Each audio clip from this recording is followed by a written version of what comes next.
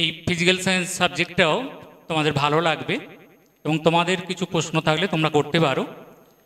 এই ফিজিক্যাল সায়েন্সের general part, physics part এবং কেমিস্ট্রি পার্ট, তিনটে পার্ট রয়েছে। এই তিনটে পার্টের নাম্বার ডিভিশনটাও আলাদা এবং প্রত্যেকটা চ্যাপ্টার থেকে আলাদা আলাদাভাবে ডিভিশন, এবং প্রত্যেকটা চ্যাপ্টার থেকে তোমরা জানো যে অ্যান্সার করতেই হবে এবং সব চ্যাপ্টার থেকে অথবা থাকে না। তাই আমরা বেশি আর বলছি না, আমরা একদম শুরু করব একদম জেনারেল পার্ট থেকে। জেনারেল পার্টের কোন জায়গাগুলো এবছরের জন্য বেশি ইম্পর্টেন্ট সেই জায়গাগুলো ওনারা আলোচনা করুক, তোমাদের তাতে বোধ হয় সুবিধাই হবে, তাই তো স্যার? হ্যালো ছাত্রছাত্রীরা যারা 2025-এ মাধ্যমিক দিতে যাচ্ছ, তোমরা যদি লক্ষ্য করো তোমাদের টেস্টের রেজাল্টেও ফিজিক্যাল সায়েন্সে নাম্বার তোলাটা একটু কঠিন হয়। এমনি যদি ওভারঅল স্কুলের রেজাল্ট দেখো, দেখবে ফিজিক্যাল সায়েন্সে বেশি ফেল করেছে। এটা হচ্ছে ঘটনা। কেন এটা হয় সেটা আমি শুধু তোমাদের একটুখানি বলি, তাহলে বুঝতে পারবে গুরুত্বটা কি। দেখো, আমাদের এখানে ফিজিক্যাল সায়েন্সে ম্যাক্সিমাম নাম্বার হচ্ছে 2, 1 বা 2। 3 নাম্বারের প্রশ্ন, 4 নাম্বারের তো প্রশ্ন নেই। 3 নাম্বারের যদি প্রশ্ন থাকে তারও দুটো পার্ট আছে। একটা ধরো অঙ্ক দিল, তার দুটো পার্ট। এইখানে এই 2 নাম্বারেরও পার্ট মার্কিং বেশিরভাগ ক্ষেত্রেই সম্ভব না। একটা যদি উদাহরণ দিই, যেটা ধরো পড়েছে আদর্শ গ্যাস কাকে বলে, কি লিখলে? যে gas PV equal to nRT সমীকরণ মেনে চলে। এটাতে কিন্তু নাম্বার পাবে না। কেন পাবে না? এখানে একটা ওয়ার্ড শুধু ছেড়ে গেছে, সেটা হচ্ছে পুরোপুরি, আর না হলে যে কোনো চাপ যে কোনো উষ্ণতা, এই দুটোর মধ্যে কোনো একটা কথা বলতে হবে। হয় পুরোপুরি মেনে চলে বলতে হবে, আর না হলে বলতে হবে যে কোনো চাপ যে কোনো উষ্ণতায় যে gas PV equal to nRT এই সমীকরণ মেনে চলে। তুমি শুধু পুরোপুরি কথাটা লিখলে না, তার জন্য কিন্তু শূন্যই পাবে, হাফও নয় কিছু নয়। কাজে কঠিন এই এক একটা ওয়ার্ড হচ্ছে ফিজিক্যাল সায়েন্সের ক্ষেত্রে খুব গুরুত্বপূর্ণ।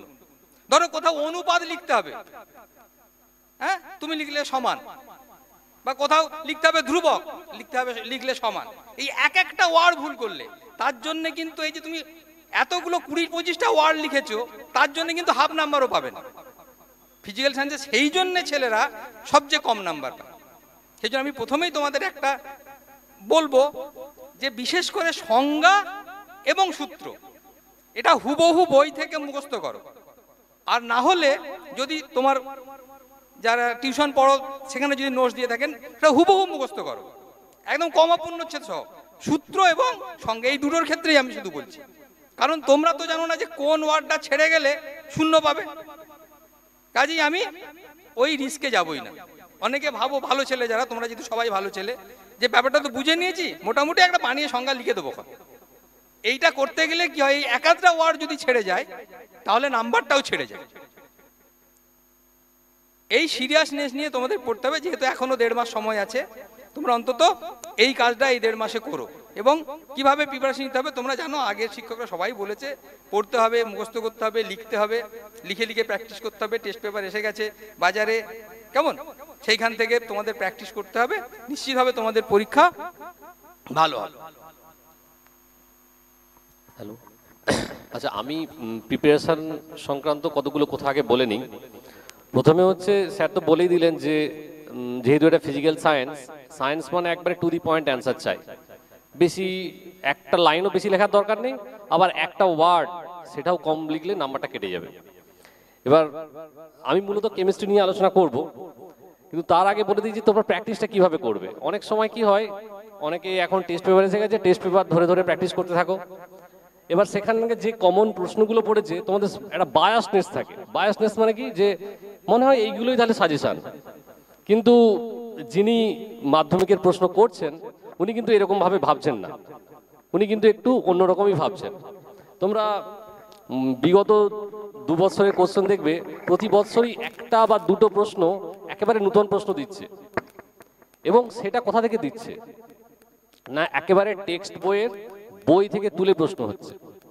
তাহলে টেস্ট পেপার যেমন প্র্যাকটিস করব, তার সঙ্গে বইটা কিন্তু নিখুঁতভাবে পড়া যায়।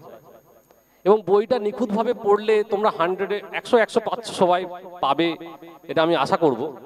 কিন্তু ওই যে মনে হলো যে এটা আমার মনে হয় একটু কঠিন লাগছে, তো এটা আমি অমিট করে চলে যাই, যে আমি এই বিষয়টা পড়বো না, বা সাবজেক্টের একটা অংশ বাদ দিয়ে দিই, কোনো একটা অধ্যায়ের একটা অংশ বাদ দিয়ে দিই, এটা মনে হয় একটু কঠিন। তো সেটা কিন্তু করা চলবে না। তোমরা সবাই ভালো ছেলে যেহেতু, তোমাদের একটা আমি সাজেশন দেবো যে বইয়ের প্রথমে যে সিলেবাসটা আছে তাতে প্রত্যেকটা লাইন পড়ো, এবং সেখান থেকেই প্রশ্ন পড়ে।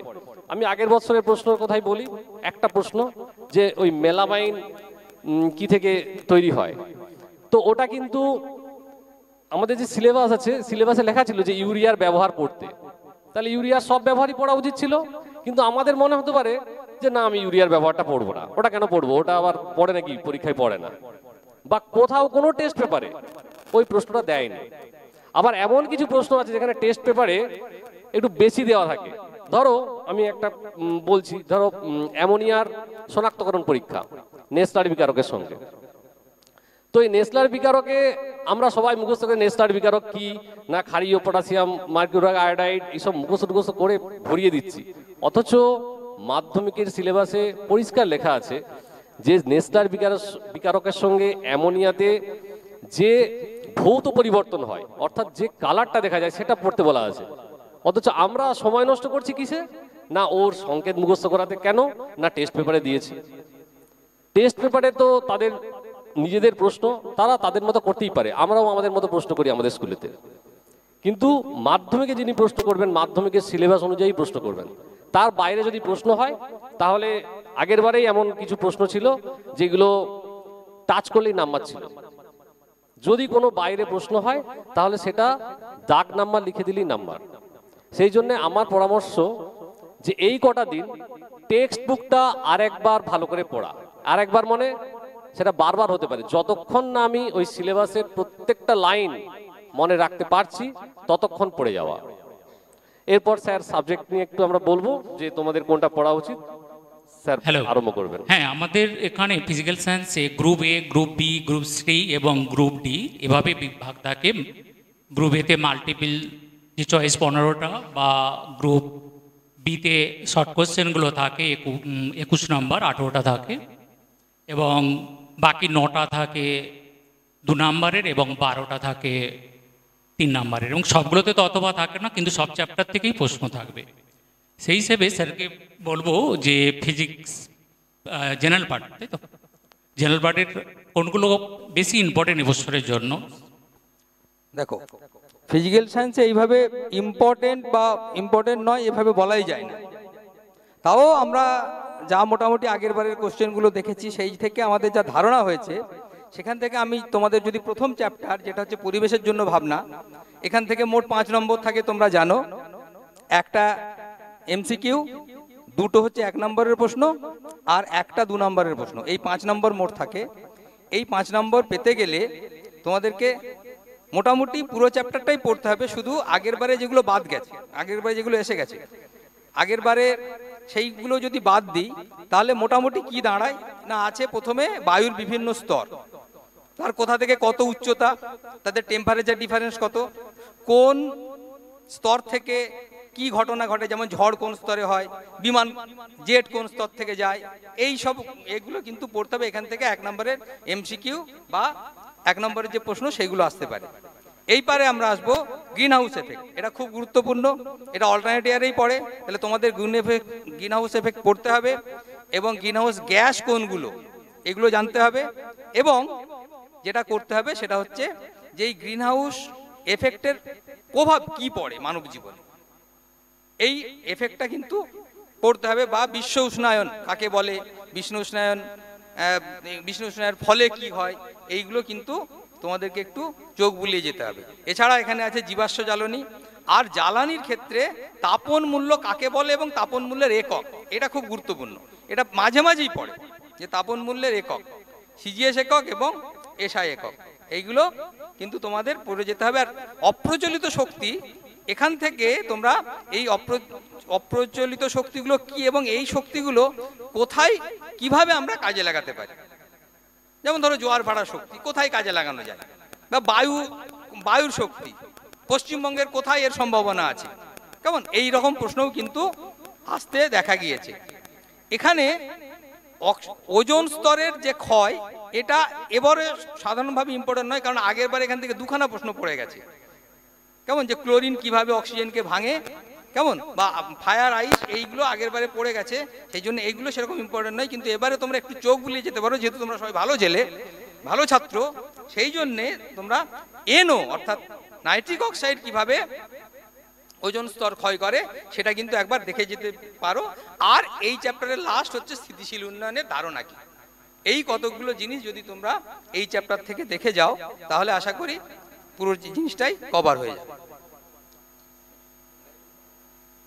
একটুখানি বলে নেওয়া ভালো যে ওই গ্রিন হাউস এফেক্ট যখন হয়, আর গ্রিন হাউস এফেক্টের এটাতে একটা মাল্টিপল চয়েস পড়ে যে গ্রিন হাউস গ্যাস কোনটি, এই মাল্টিপল চয়েসও যেমন পড়ে তার সঙ্গে আর একটা মাল্টিপল চয়েস পড়ে গ্রিন হাউস গ্যাস কোনটি নয়। এই নয় নেগেটিভ ব্যাপারটা একটুখানি মাথায় রাখতে হবে।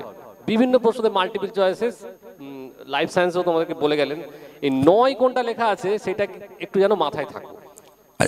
এই নয় প্রসঙ্গে একটা এবছরের ঘটনা টেস্টে আমার স্কুলের একটি ছাত্রী যে ফার্স্ট হয় তার একটা ঘটনা তোমাদের শুধু লক্ষ্য করি, সে ঠিক এই নয় কথাটাও খেয়াল করেনি। প্রশ্ন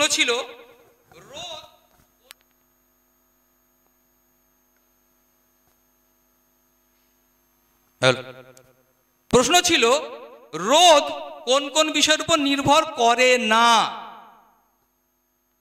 অপশন ছিল 1 উপাদানের উপর, বি উষ্ণতার উপর, সি প্রবাহমাত্রার উপর, ডি এ এবং বি উভয়। সে উত্তর লিখেছে ডি এ এবং বি উভয়। তাহলে বোঝাই যাচ্ছে সে ওই না কথাটা খেয়াল করেনি। প্রশ্ন ছিল রোদ কোনটার উপর নির্ভর করে না। আমরা টেস্টের পর তাকে খাতা দেখিয়েছি, সে বলছে স্যার এই তো আমি লিখেছি স্যার, রোদ তো এই দুটোর উপরই নির্ভর করে, স্যার আপনি কেটে দিয়েছেন কেন? তাহলে তোমরা বুঝতেই পারছো এই না এই কথাটা অর্থাৎ কোনটার উপর নির্ভর করে না এই কথাটা তো খেয়াল করেনি। আমরা যেটা বলছি যে মাধ্যমিকে তোমাদের 3 ঘন্টা 15 মিনিট সময় যথেষ্ট সময়। হ্যাঁ, আমাদের ফিজিক্যাল সায়েন্সের ক্ষেত্রে 2.5 থেকে 3.25 ঘন্টার মধ্যে যারা 90 পাবে তারা পেপার কমপ্লিট করে ফেলবে। কাজেই প্রত্যেকটা প্রশ্ন একবারে পুরোটা পড়বে, অপশানগুলো পুরোটা পড়বে। যেমন ধরো এই প্রশ্নটাই যদি না থাকতো কোনটার উপর নির্ভর করে, কেউ হয়তো প্রথমে দেখলো উষ্ণতা লেখা আছে বা উপাদান লেখা আছে, সে ওইটাই টিক মেরে দিল। আসলে উত্তর হবে ডি, একদম শেষে যেখানে দুটোর কথা বলা আছে। কেউ যদি একটা দেখে উত্তর তো পেয়ে গেছি তাহলে এইটা ঠিক বলে যদি চালিয়ে দেয় তাহলেও তার উত্তর ভুল হয়ে যাবে। সেই জন্য তোমরা কি করবে, প্রতিটা প্রশ্ন একবারে প্রশ্নগুলোও সবগুলো পড়বে ভালো করে, এবং তার অপশানগুলো কি আছে সেইগুলোও ঠিক করে পড়বে, সবগুলো পড়বে। মানে পড়ে একটাতেই উত্তর পেয়ে গেছি বলেই উত্তরটা লিখে দিলাম, এটা করবে না। এটা মাস্টারমশাই বললেন বলে আমার এটা মনে পড়লো, এবছরই এটা ঘটেছে। আমি রাসায়নিক গণনাটা একটু বলে নিই। রাসায়নিক গণনা থেকে 4 নাম্বার পড়ে। রাসায়নিক গণনাতে সব থেকে যেটা ছাত্রছাত্রীদের সব থেকে যেটা প্রবলেম হয় সেটা হচ্ছে যে সমীকরণটা লিখতে বলে সেই সমীকরণটা কেউ সমতা বিধান করতে পারে না, ফলে অঙ্কটাও করতে পারে না, ব্যালেন্সটা। তো এইটার জন্যে আমি একটা সাজেশন দিতে পারি যে বইয়ে যে উদাহরণগুলো আছে সাধারণত তার বাইরে কিন্তু পড়ে না, আর যদিও পড়ে সেটা দেওয়া থাকে, সবটাই দেওয়া থাকে। যে ধরো অ্যামোনিয়াম ক্লোরাইডের সঙ্গে ক্যালসিয়াম হাইড্রোক্সাইডের বিক্রিয়াতে অ্যামোনিয়াম ক্লোরাইড উৎপন্ন হলো বা অ্যামোনিয়া উৎপন্ন হলো, তার সঙ্গে তুমি জানো যে ক্যালসিয়াম ক্লোরাইড আর জল উৎপন্ন হবে, কারণ এটা তোমাদের বইয়েরই প্রশ্ন যে অ্যামোনিয়া প্রস্তুতিতে তোমরা পড়েছো এটা। তো সমাধান কিন্তু সমতা বিধান কিন্তু করতেই হবে, সমতা বিধান না করলে কিন্তু অঙ্কটা করাও যাবে না আর তোমরা কোনো নাম্বারও পাবে না। আর মাল্টিপল চয়েসের ক্ষেত্রে আমি বলবো যে ওই আণবিক ওজন আর যে বাষ্প ঘনত্বের সম্পর্ক m=2d, ওইখান থেকে প্রশ্নটা তোমরা একটু করে যাবে তাহলেই হয়ে যাবে। কিন্তু এখান থেকে কিন্তু পারফেক্ট 4 নাম্বার পাওয়ার কথা প্রত্যেকেরই। ওই জন্য সমতা বিধান করেই প্রত্যেকটা বিক্রিয়া নিজে নিজে প্র্যাকটিস করবে, এবং প্র্যাকটিস করবে যেগুলো বই আছে সেইগুলোই বারবার প্র্যাকটিস করবে, তার মধ্যে থেকে অবশ্যই পড়বে। দেখা গেছে যেগুলো অজৈব রসায়নের বিক্রিয়াতে রয়েছে সমীকরণগুলো, সেই সমীকরণগুলোই বেশিরভাগ দেয়। নেক্সট চ্যাপ্টার গ্যাসের আচরণ, এখান থেকে মোট 8 নম্বর থাকে। একটা হচ্ছে এমসিকিউ, দুটো 1 নম্বরের প্রশ্ন, একটা 2 নম্বরের প্রশ্ন এবং একটা 3 নম্বরের প্রশ্ন, এই মিলে মোট 8 নম্বর থাকে গ্যাসের আচরণ থেকে। এখানে দেখো প্রথমেই আসবে 3টে সূত্র আছে, বয়েল, চার্লস এবং অ্যাভোগাড্রো সূত্র। এই সূত্রগুলো তোমরা নিশ্চয়ই করবে এবং তাদের ব্যাখ্যা। আর এখানে গুরুত্বপূর্ণ বিষয় এবারে যেটা, সেটা হচ্ছে যে সমন্বয়, চার্লস এবং বয়েলের সূত্রের সমন্বয়। দেখো এখানে কিন্তু দুটো জিনিস আছে, এক হচ্ছে চার্লস আর বয়েলের সূত্রের সমন্বয়, সেইটা করলে আমরা কি পাবো, পিভি ইজিক্যাল টু RT। আর যদি চার্লস, বয়েলস এবং অ্যাভোগাড্রো 3টে সূত্র সমন্বয় করি তখন আমরা পাবো পিভি ইজিক্যাল টু nRT। কাজেই কোনটা পড়েছে সেইটা কিন্তু অনুধাবন করে তোমাদের লিখতে হবে। কেমন? এই সূত্রগুলো ডিডিউস করতে দিতে পারে যে এই দুটো সূত্রের সমন্বয়কারী সূত্র প্রমাণ করো বা লেখো। আর হচ্ছে এখান থেকে প্রবলেমও পড়তে পারে। আগের বারে কিন্তু এখান থেকে সেইভাবে কোনো প্রবলেম পড়েনি, একটা V1/T1 সমান V2/T2 এই ফর্মুলা থেকে একটা জাস্ট অঙ্ক পড়েছিল আগের বারে।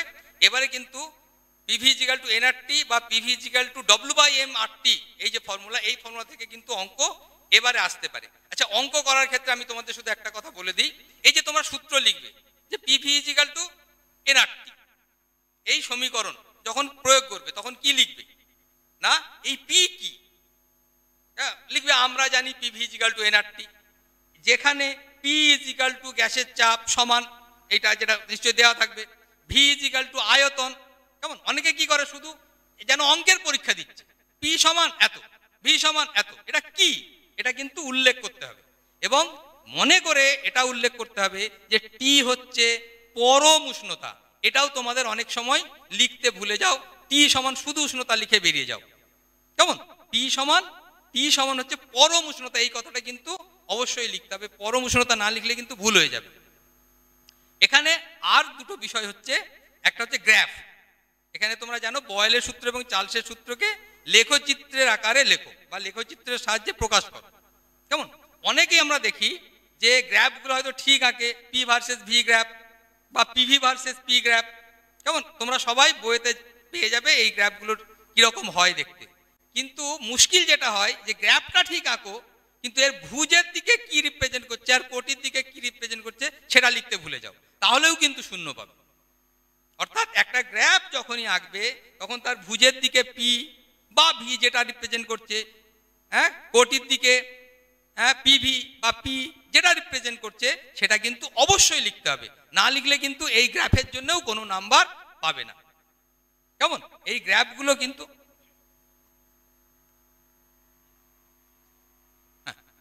একটা পিভির ক্ষেত্রে উপরের দিকে পি, নিচের দিকে ভি, ঠিক আছে। আর পিভি বাই ভি সেটা বা পিভি বাই পি যেটা যে সমীকরণটা দেবে, কেমন, হ্যাঁ, পি ভার্সেস পি, ঠিক আছে। তাহলে এইভাবে এটা করতে হবে। আর এখান থেকে আদর্শ গ্যাসের সমীকরণ আমরা আগের দিনই বলেছিলাম। আচ্ছা, এখানে পরীক্ষায় কিন্তু মাঝে মাঝে একটা বললো যে আদর্শ গ্যাসের সমীকরণটি লেখো। অনেকে দেখা যায় পিভি ইজিক্যাল টু nRT, এইটা এই শুধু এইটুকু লিখে ছেড়ে দেয়, শুধু এইটুকু লিখলে কিন্তু অর্ধেক নম্বর পাবে। পিভি ইজিক্যাল টু nRT এটা লিখলে অর্ধেক নম্বর পাবে তোমাকে। পিটা কি, ভিটা কি, এনটা কি, এইগুলো কিন্তু সব লিখতে হবে।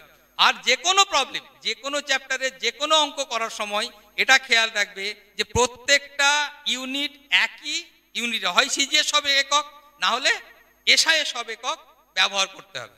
আর এই আর ব্যবহার করার ক্ষেত্রেও তোমাদের একটু সতর্ক থাকতে হবে, আরটা কোন এককে তুমি অন্য এককগুলো ব্যবহার করছো, কেমন, অর্থাৎ লিটার অ্যাটমসফিয়ারে আর লিখবে নাকি সিজিএসে জুলে আরটা লিখবে, আর এর মান, কেমন, এইটা কিন্তু সঠিকভাবে ব্যবহার করতে হবে। নাহলে অনেকেই কি করে যে ধরো সিজিএস পদ্ধতিতে মানগুলো দেয়া আছে, 700 সিসি, 30 ডিগ্রি সেন্টিগ্রেড এইসব দেয়া আছে, তাই সে সিজিএসে ব্যবহার করলো আর আরটা লিখে দিল লিটার অ্যাটমসফিয়ারে, কেমন, তাহলে কিন্তু অঙ্কটা ভুল হয়ে যাবে। আমরা খাতাতে অনেকই এইরকম প্রবলেম দেখতে পাই।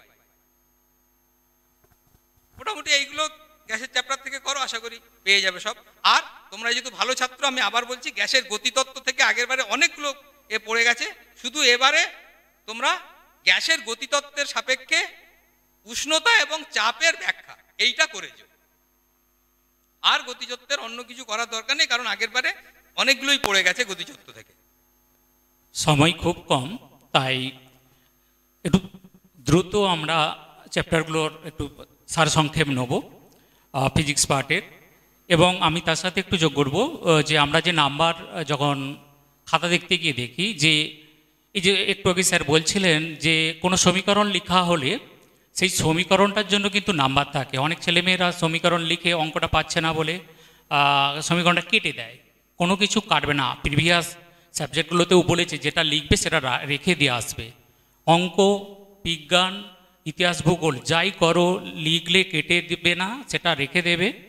কারণ তারপরেও তুমি যদি অন্য প্রশ্ন লেখো তাহলে ওই প্রশ্ন কম নাম্বার পেলে পরেরটা যদি বেশি পাও সেটাই নেওয়া হয়, তাই কোনো কিছু করলে কাটবে না। যাই হোক, আমরা একটু একদম মাল্টিপল চয়েসের ক্ষেত্রে আমিও বিজ্ঞানের খাতা দেখি, তাতে একটুখানি যোগ করবো বা স্যার যোগ করে দেবেন যে মাল্টিপল চয়েসের ক্ষেত্রে একের দাগের শুধু আগেও বলে দিয়েছে যে দাগ নাম্বার ধরে উত্তরগুলো লিখলেই হবে। তোমরা কিন্তু দাগ নাম্বার লিখবে এবং তার অপশান যেটা হয় সেটা তো এ বি যেটা আছে লিখছো, তার পাশে যেটা উত্তর সেটা লিখবে। গ্রুপ এতে যে মাল্টিপল চয়েসগুলো থাকে, দাগ নাম্বার পূর্ণবাক্যে যদি না লিখো তাহলে দাগ নাম্বার প্লাস এ বি যেটা অপশান মনে করছো সেটা এবং যেটা উত্তর সেটা লিখবে। পরিষ্কার পরিচ্ছন্ন করে পরপর লিখবে, পাশাপাশি লিখবে না, একের দাগ দুইয়ের দাগ পরপর লিখবে না, উপর থেকে নিচে লিখবে। আগেও বলেছে মার্জিন দিয়ে লেখার ব্যাপারটা আসছে। দুয়ের দাগের ক্ষেত্রেও তাই, পারলে প্রশ্ন তোলো। দুয়ের দাগের ক্ষেত্রে বলবো পারলে প্রশ্ন তোলো, তুলে করবে এবং শূন্যস্থানগুলো যদি সেভাবে থাকে সেভাবেই উত্তর লিখবে। এক বছর একটা প্রশ্নতে ছিল তড়িৎ প্রবাহ রাসায়নিক বিক্রিয়া চ্যাপ্টার থেকে যে তড়িৎ বিশ্লেষ্য পদার্থগুলোর ক্ষেত্রে তড়িৎ পরিবহন করে কে। কারণ আমরা পড়ে এসেছি ধনাত্মক আয়ন ঋণাত্মক আয়ন, ওখানে শুধু উত্তরটা আয়ন লিখলেই হবে। অনেকে ধনাত্মক আয়ন ঋণাত্মক আয়ন লিখেছে, কিন্তু এরা নাম্বার পাওয়ার কথা নয়। কিন্তু আমাদের ইনস্ট্রাকশন কিছু কিছু থাকে, আমরা নাম্বার দিই। সেই ব্যাপারগুলোই স্যারের একটু আরেকটু বলে দিই, খুব সময়টা কম। স্যার আপনি একটু কেমিস্ট্রিটাই আগে একটু শুরু করুন, তারপর আবার ফিজিক্স। হ্যালো, আচ্ছা কেমিস্ট্রিতে ভয় মনে হয় নেই বললেই চলে, নাই তাই তো? কেমিস্ট্রিতে ভয় পাবে এরকম কেউ আছে?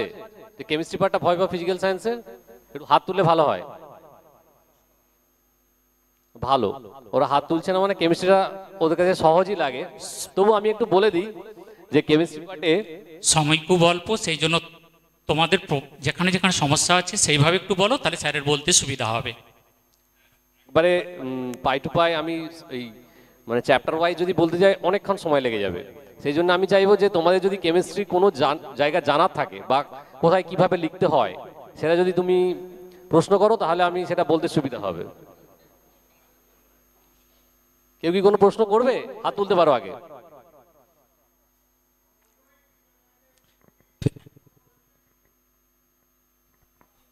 উত্তর লেখার ক্ষেত্রে কোনো সমস্যা থাকলে তোমরা নির্দ্বিধায় বলো, আমরা তার সলভ করার চেষ্টা করব। স্যারেরা আছেন। আচ্ছা তবু আমি একটু বলে দিই নিজে নিজেই, সেটা হচ্ছে তড়িৎ বিশ্লেষণ চ্যাপ্টারতে 2022 যেবারে কোভিডের পরের প্রথম পরীক্ষাটা যে প্রশ্নগুলো পড়েছিল আমার মনে হয় সমস্ত প্রশ্নই ওখানে দিয়ে দিয়েছে। মানে মাধ্যমিকে যত রকম প্রশ্ন পড়ে সব প্রশ্নই ওখানে আছে। তুমি যদি 2022-এর প্রশ্নটা খোলো এবং তাতে সেখান থেকে যদি তড়িৎ বিশ্লেষণ চ্যাপ্টারের যে প্রশ্নগুলো আছে সেটা দেখো তাহলে দেখবে তোমরা সবটাই পারবে। এইটা এক নাম্বার। আর 2 নাম্বার সব থেকে প্রবলেম করে দুটো জায়গাতে, সেটা হচ্ছে অজৈব রসায়ন আর হচ্ছে জৈব রসায়ন। অজৈব রসায়নে যে প্রস্তুতিগুলো আছে প্রস্তুতিতে সবাই একটু সময় নিয়ে নেয় কি না, ধরো বললো যে হেবার পদ্ধতিতে শিল্প প্রস্তুতি, ওখানে সবাই সময় নিয়ে নেয় প্রস্তুতি পড়তে, কিন্তু আমাদের সিলেবাস অনুযায়ী শুধুমাত্র রিয়াকশান লিখতে বলা হয়, শুধুমাত্র রিয়াকশান সঙ্গে টেম্পারেচার, হ্যাঁ কন্ডিশনটা, আর কিচ্ছু চায় না এবং সিলেবাসেও নেই। ফলে ইলাবোরেটলি পড়ার দরকার নেই, পরে পড়ে নেবে ইলাবোরেটলি। হ্যাঁ, আর একটা কথা, বিক্রিয়াগুলো লিখতে বলে অনেক সময় রাসায়নিক সমীকরণ সহ। যখন রাসায়নিক সমীকরণ সহ লিখতে বলবে অবশ্যই ব্যালেন্স করতে হবে, অবশ্যই ব্যালেন্স করতে হবে। যদি না চায় কি প্রোডাক্ট উৎপন্ন হচ্ছে সেটা আলাদা প্রশ্ন, কি রঙের হচ্ছে সেটা আলাদা প্রশ্ন, কিন্তু যদি বলে যে সমিত সমীকরণ সহ রাসায়নিক সমীকরণ লেখো কি ঘটে, তাহলে কিন্তু অবশ্যই ব্যালেন্স করে লিখতে হবে। আর জৈব রসায়নের ক্ষেত্রে বলে দিই, জৈব রসায়নের বিক্রিয়া আছে গোটা 5টা বিক্রিয়ার মধ্যে এবারে কিন্তু অবশ্যই 2 থেকে 3টে পড়বে, কারণ বিগত বছরে ওই একটাও প্রশ্ন টাচ করেনি, তার ফলে আশা করা যায় যে এই বছর অবশ্যই পড়বে। বিশেষ করে অ্যাসিটিক অ্যাসিডের সঙ্গে যে বা ভিনিগারের সঙ্গে যে রিয়াকশনটা আছে স্যাপনিফিকেশন বা সাবানীভবন, ওই রিয়াকশনটা কিন্তু খুব ইম্পর্টেন্ট। সঙ্গে সোডিয়াম বাইকার্বনেট বা ওই কার্বন ডাই অক্সাইড যেটা উৎপন্ন হবে অ্যাসিডের সঙ্গে, ওই বিক্রিয়াটা কিন্তু খুবই ইম্পর্টেন্ট। শর্ট কোশ্চেনও হয় ওটা, হ্যাঁ, ওখান থেকে কোন গ্যাস নির্গত হয়। স্যার ফিজিক্সটা বলে দুক, তোমরা ততক্ষণ প্রশ্ন ভাবতে থাকো। এবারে নেক্সট চ্যাপ্টার হচ্ছে তাপের ঘটনা। এটাতে 5 নম্বর থাকে। এখানে তোমরা 3 ধরনের যে প্রসারণ গুণাঙ্ক আছে সংজ্ঞা এবং 3টে প্রসারণ গুণাঙ্কের একক একই এককগুলো করবে। আর এখান থেকে একটা ছোটোখাটো অঙ্কও থাকতে পারে, L = L01 + α-T, এই যে ফর্মুলা, এই ফর্মুলা থেকে এই ছোটোখাটো প্রবলেমগুলো তোমরা করে যাবে। এছাড়া কঠিন এবং তরলের যে প্রসারণ, একে আমরা সাধারণভাবে কিভাবে ব্যবহার করি, যেমন দ্বিধাতব পাত এটা, আর তরলের যে গুণাঙ্কগুলো আছে আপাত প্রসারণ গুণাঙ্ক এবং প্রকৃত প্রসারণ গুণাঙ্ক, এর মধ্যে তরলের নিজস্ব বৈশিষ্ট্য কোনটা, বা পাত্রের প্রসারণের উপর নির্ভর করে কোন গুণাঙ্ক, এই ধরনের ছোটোখাটো প্রশ্ন কিন্তু এখান থেকে মাঝে মাঝেই আসতে পারে। এছাড়া পরিবাহিতাঙ্কের সংজ্ঞা আগেরবারে পড়ে গেছে, কিন্তু এই যে পরিবাহিতাঙ্ক যে কোন কোন বিষয়ের উপর তাপ প্রবাহ নির্ভর করে, কেমন, এইটা এবারে করতে পারো। তাপীয় রোধ এবারে করার দরকার নেই, কারণ তাপীয় রোধ আগেরবারে পড়ে গেছে, কেমন। আর এই যে গ্যাসের প্রসারণ গুণাঙ্ক, গ্যাসের প্রসারণ গুণাঙ্কে আয়তন প্রসারণ গুণাঙ্ক, এই আয়তন প্রসারণ গুণাঙ্কের ক্ষেত্রে আমরা স্থির চাপে এই কথাটা উল্লেখ করি, কেন উল্লেখ করি এটা কিন্তু একটু দেখে যেও। এই গেল মোটামুটি তাপের ঘটনাসমূহ। এই চ্যাপ্টার থেকে খুব বেশি কিছু করার দরকার নেই, 5 নম্বর থাকে। নেক্সট আমরা বলবো একটা বড় চ্যাপ্টার, সেটা হচ্ছে আলো। এখান থেকে মোট 12 নম্বর থাকে। এই আলোর ক্ষেত্রে আমরা আরেকবার তোমাদের সতর্ক করে দিই, নিশ্চিতভাবে তোমাদের মাস্টারমশাইরা ক্লাসে সতর্ক করেছেন যে আলোর রেখা অর্থাৎ আলোক রশ্মি যেখানে আঁকবে তার মাথায় একটা অ্যারো চিহ্ন দিতে হবে। আমরা খাতা দেখতে গিয়ে 150 করে খাতা দেখি, তার মধ্যে যদি 50 জন কোনো ছবি আঁকে, তার মধ্যে অন্তত 3 থেকে 4 জন বা 5 জন আমরা দেখি যারা ওই অ্যারো দেয়নি, ছবি ঠিক এঁকেছে একবারে, অ্যারো দেয়নি। এই অ্যারো না দিলে কিন্তু সে 0 পাবে, কেমন। আগেই বলেছিলাম যে ফিজিক্যাল সায়েন্সে এই জন্যই নাম্বার কম ওঠে, একটু একটু ভুলের জন্যই পুরো নাম্বারটা বাদ চলে যায়। এখানে পার্ট মার্কিং এর কোনো সুযোগ নেই, কেমন। যেমন ধরো বলেছে যে উত্তল লেন্স কিভাবে বিবর্ধিত সদ্বিম্ব তৈরি হয়, কেমন, এটাও এবার ইম্পর্টেন্ট। মানে এইরকম কোনো একটা ছবি, যে আমি একটা উদাহরণ দিলাম যে উত্তল লেন্স কিভাবে একটি বস্তুর বিবর্ধিত সদ্বিম্ব তৈরি করে, তার রেখাচিত্র অঙ্কন করো, শুধু ছবিটা আঁকলেই হবে, তাতে 2 নাম্বার থাকবে, কেমন। এইখানেও কিন্তু তাহলে প্রথমে তোমাদের কি লাগবে, যে বস্তুর অবস্থান কোথায়, সেটা কি ফোকাসের মধ্যে আছে, না ফোকাস থেকে 2f এর মধ্যে আছে, নাকি 2f এর বাইরে আছে, এটা লাগবে। এইটাও কিন্তু লিখতে হবে, এর জন্য কিন্তু আলাদা নাম্বার আছে, কেমন। তাহলে তোমাকে প্রথমেই লিখতে হবে বস্তুকে f ও 2f এর মধ্যে রাখলে বস্তুর বড় সদ্বিম্ব তৈরি হয়, এটা লিখে তারপরে আঁকা শুরু করবে। এবং আঁকার সময় অবশ্যই তোমরা কি করবে, অ্যারো চিহ্ন দেবে, এবং বস্তুর নাম দিলে ধরো ab, আর প্রতিবিম্বের নাম দিলে a', b', তাহলে এখানে নিচে লিখে দেবে ab বস্তুর, a', b' হলো ab বস্তুর সৎ বিবর্ধিত প্রতিবিম্ব। এই হলো লেখাটি, তবে লেখাটা কমপ্লিট হবে, বোঝা গেছে, কেমন। আচ্ছা, আলো থেকে এই আমরা প্রথমে বললাম যে এইগুলো হচ্ছে করতে হবে, অর্থাৎ সমস্ত ছবি, সেটা অবতল দর্পণের ক্ষেত্রে, উত্তল দর্পণের ক্ষেত্রে, অবতল লেন্সের ক্ষেত্রে, উত্তল লেন্সের ক্ষেত্রে, সমস্ত ছবির মধ্যে যে কোনো একটি ছবি এবারে আমরা আশা করছি। আর একটা গুরুত্বপূর্ণ তোমাদের এবারে প্রশ্ন আসতে পারে, যেটা অনেকদিন পরেনি, সেটা হচ্ছে F = R/2 এটা প্রমাণ, বা delta H = I1 + I2 - A, এই দুটো প্রমাণের মধ্যে একটা প্রমাণ এবারেও আমরা আশা করছি।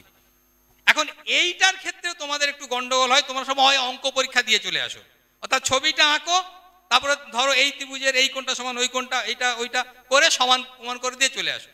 কিন্তু এর মধ্যে যে ফিজিক্স, যেটাতে তুমি আঁকলে একটা কি আঁকো, একটা সমান্তরাল সরলরেখা আঁকো প্রধান অক্ষের, তাই তো? কেন সমান্তরাল সরলরেখা আঁকো?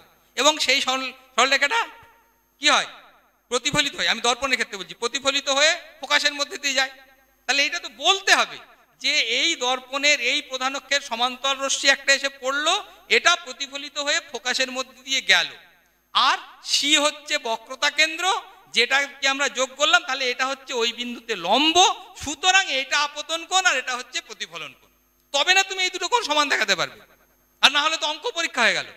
সেই জন্যে তোমাদের এইটা কিন্তু আমরা অনেক ভালো ছেলের খাতাতেও আমরা দেখেছি, হ্যাঁ, যারা 65, 70 পাচ্ছে, তারা কি করে শুধু অঙ্ক করে চলেছে। তাহলে কি হবে, 3 নম্বর থাকলে অর্ধেক নম্বর পাবে, 1.5 নম্বর পাবে। কাজে এইগুলো বলার জন্যে তোমাকে এইগুলো বললে তবে না এই অঙ্কটা তার সঙ্গে মিলবে। কথা বোঝাতে পেরেছি?